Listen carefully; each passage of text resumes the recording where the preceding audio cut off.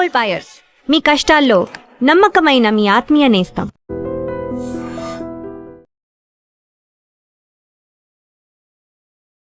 Cricket అంటే gentlemen ఆటగా పేరుంది. అయితే గొప్ప చరిత్ర ఉన్న ఈ గేమ్‌లో మంచి ప్రవర్తన కలిగిన ఆటగాళ్ల లిస్ట్ చూస్తే చాలా తక్కువ మందే కనిపిస్తారు.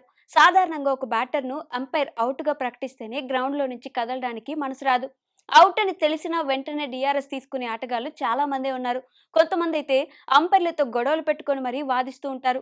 కానీ అంపైర్‌తో సంబంధం లేకుండా ఔట్ అని అనిపిస్తే చాలు వెంటనే పెవిలియన్‌కు వెళ్లే వాళ్ళని ఏమనాలి? అసలు క్రికెట్‌లో ఇలాంటి ప్లేయర్స్ కూడా ఉంటారా? ఈ ప్రశ్నలకి సమాధానం ఒక్కడే. జెంటిల్‌మ్యాన్ ట్యాగ్‌కు అసలు సిసలు అర్థం చెప్పిన ఆ ఆస్ట్రేలియా ఓపెనర్ పేరు ఆడమ్ గిల్క్రిస్ట్.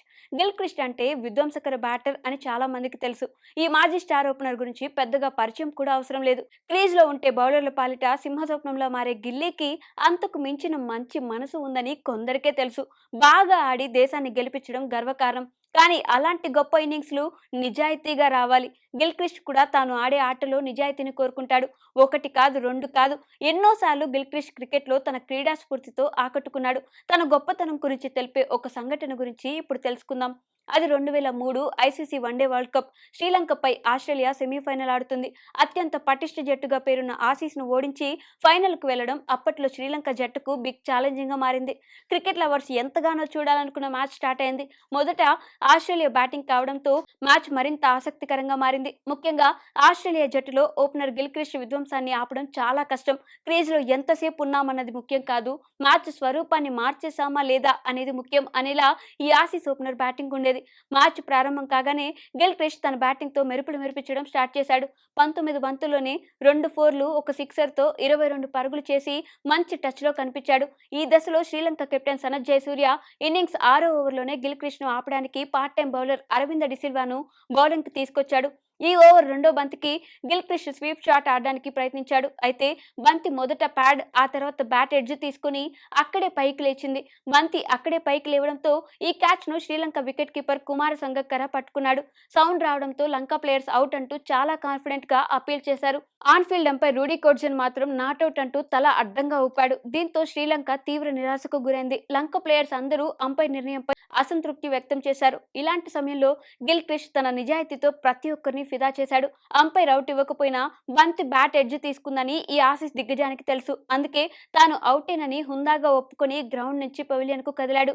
వరల్డ్ కప్ లాంటి బిగ్ టోర్నీలో, అది కూడా సెమీఫైనల్‌లో గిల్క్రిస్ట్ తన క్రీడా స్ఫూర్తితో ప్రతి ఒక్కరి మనసులు గెలుచుకున్నాడు.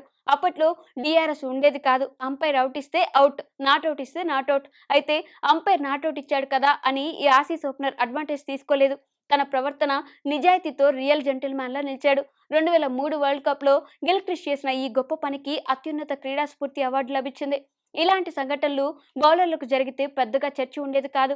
కానీ గిల్క్రిస్ట్ లాంటి బెస్ట్ ప్లేయర్ ఆ రోజు తీసుకున్న నిర్ణయం మొత్తం క్రికెట్ ప్రపంచాన్నే ఆకట్టుకునేలా చేసింది. ఒకవేళ ఆ రోజు గిల్క్రిస్ట్ నాట్అవుట్ అని బ్యాటింగ్ చేసి ఉంటే భారీ స్కోర్ చేసేవాడేమో. కానీ ఈ ఆసీస్ ఓపెనర్ ఎవరూ చేయని పెద్ద సాహసం చేశాడు. ఈ మ్యాచ్‌లో 22 పరుగుల వద్ద అవుట్ కావడంతో ఆస్ట్రేలియా 34 పరుగుల వద్ద తమ తొలి వికెట్ కోల్పోయింది. తమ ప్రైమ్ బ్యాటర్ త్వరగా అవుట్ కావడంతో ఆస్ట్రేలియా తడబడి ఈ కీలకమైన సెమీఫైనల్‌లో 212 పరుగులు మాత్రమే చేసింది. అయితే బౌలింగ్‌లో అద్భుతంగా రాణించిన శ్రీలంకను 48 పరుగుల తేడాతో ఓడించి ఫైనల్‌లో అడుగుపెట్టింది. మ్యాచ్ సంగతి పక్కన పెడితే గిల్లీ స్పోర్ట్స్ మ్యాన్‌షిప్ హైలైట్‌గా నిలిచింది. మ్యాచ్ ముగిశాక శ్రీలంక ప్లేయర్స్ కూడా గిల్క్రిస్ట్ గొప్పతనాన్ని కొనియాడకుండా ఉండలేకపోయారు. ఆ రోజు వ్యక్తిగత ప్రదర్శన కంటే క్రికెట్ గౌరవాన్ని కాపాడాడు. ఈ సంఘటనతో గిల్క్రిస్ట్‌పై ప్రతి ఒక్కరిలో ఒక పాజిటివ్ బజ్ ఏర్పడింది. ఆసీస్ జట్టులో అందరినీ స్లెడ్జింగ్ చేసినా గిల్క్రిస్ట్ జోలికి మాత్రం ఎవరూ వెళ్లేవారు కాదు. వాస్తవానికి ఆ రోజు సెంచరీ చేసిన గిల్క్రిస్ట్‌ను పెద్దగా ఎవరూ పట్టించుకునేవారు కాదేమో. కానీ తాను చూపించిన నిజాయితీ మాత్రం ఇప్పటికీ గుర్తుపెట్టుకునేలా చేసింది. ఇప్పటికీ క్రికెట్‌లో జెంటిల్‌మ్యాన్ ఎవరంటే మొదట గిల్క్రిస్ట్ పేరు వినిపిస్తుంది. దీన్ని బట్టి గిల్క్రిస్ట్ తన ప్రవర్తనతో ఎంత ఉన్నత స్థితికి చేరుకున్నాడో అర్థం చేసుకోవచ్చు. అందుకే గిల్క్రిస్ట్ అంటే నిజాయితీ, నిజాయితీ అంటే గిల్క్రిస్ట్. గణాంకాలతో పాటు క్యారెక్టర్‌లోనూ అత్యున్నత స్థితికి చేరుకున్న గిల్క్రిస్ట్‌కు hats off. And for more videos, Please subscribe to iDream. Please subscribe to iDream. Please subscribe iDream. And please subscribe to iDream. For more videos, subscribe to iDream. please like, share and subscribe to the channel. Congratulations, iDream. Subscribe to iDream. Subscribe to iDream. So subscribe to iDream Media. iDream ki iDream team andarki huge congratulations. Please subscribe iDream Media. Please subscribe to iDream. Subscribe iDream. Please subscribe to iDream.